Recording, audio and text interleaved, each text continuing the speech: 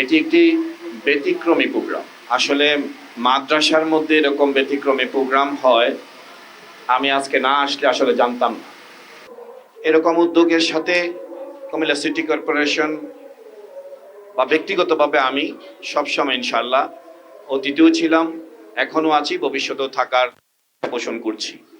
ফলগুলো দেশীয় ফল, এই ফলগুলো এবং আমাদের দেশীয় ফলের বিভিন্ন ওই যে নিম গাছ, বিভিন্ন ধরনের আগামী দিনে আমরা একটি বাসযোগ্য গ্রিন এবং ক্লিন সিটি করতে চাই।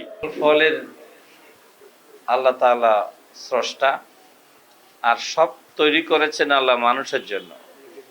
পৃথিবীতে যত রকমের ফল আছে, আল্লাহ তাআলার সৃষ্টি নিয়ামত আছে, সবগুলি হচ্ছে মানব জাতির জন্য। আমরা যেহেতু মানুষের জন্য আল্লাহ এগুলি সৃষ্টি করেছেন, এজন্য মানুষ এগুলি খেয়ে আনন্দ পায়। তারা যাতে এখান থেকে শিক্ষা নেয় এটি যে আল্লাহ যে ফল দিয়েছেন, এই ফল খেয়ে আমি শারীরিক শক্তি অর্জন করে, ফলেই বল, একটা প্রবাদ আছে, ফলের ভিতরে রয়েছে বল, মানে শক্তি, এনার্জি। এই এনার্জি সঞ্চয় করব জ্ঞান অর্জনের জন্য।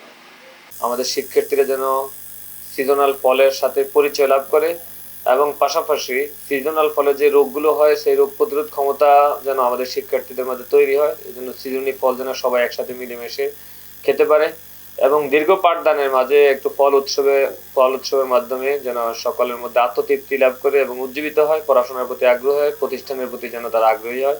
সেই উদ্দেশ্যে আজকে আমাদের এই ফল উৎসব আয়োজন করা হয়েছে।